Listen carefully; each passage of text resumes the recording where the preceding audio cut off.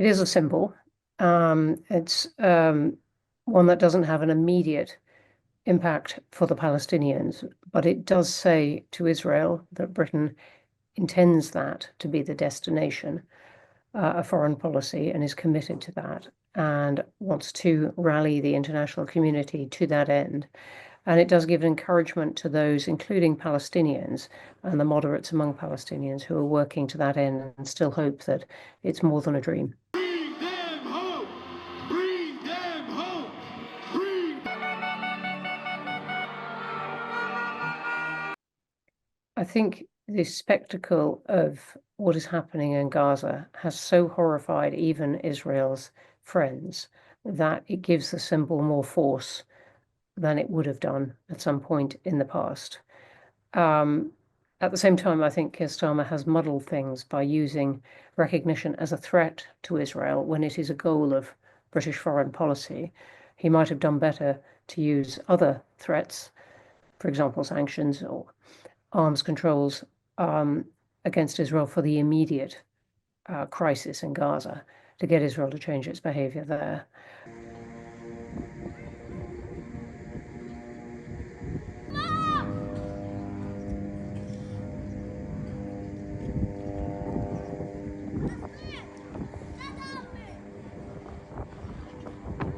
Israel will hate it, as its ministers and Prime Minister have said already. The US hasn't taken the same position, but I think Donald Trump, in speaking to Keir Starmer in Scotland, gave him the go-ahead in a way in saying that we don't all have to agree and he's free to take a position, and said as much on the plane home. So I think the real blowback that might have come to Britain of the US trade deal being thrown out the window or something, that isn't going to happen.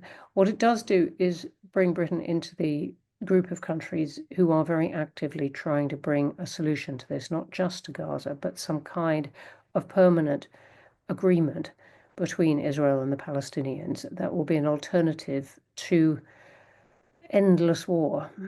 And the danger at this point is that if Israel continues doing what it's doing, not just in Gaza, but on the West Bank, it grabs that land, but it ends up with millions of people and a region that will hate it essentially forever.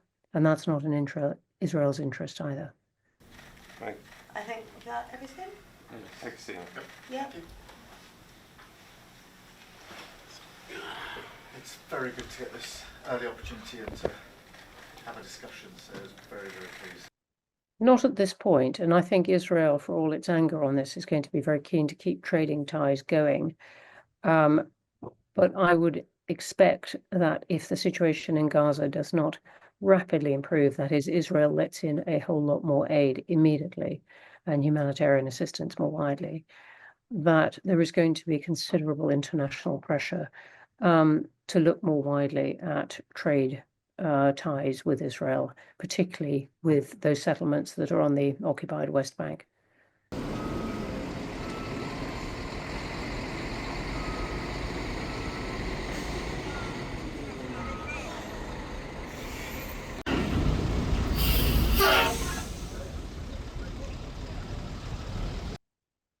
It says that there should be a Palestinian state. It says we need now to talk about what that leadership would be, what the borders would be, who would run it, what it would look like. Absolutely part of that would be the security guarantees that Israel would need to make sure that people who want to kill its people can't do that. But it gives support to those in the region, particularly in Saudi Arabia, who are trying to bring about that end. So I think that is another reason of why now is a more valuable time than previous times would have been.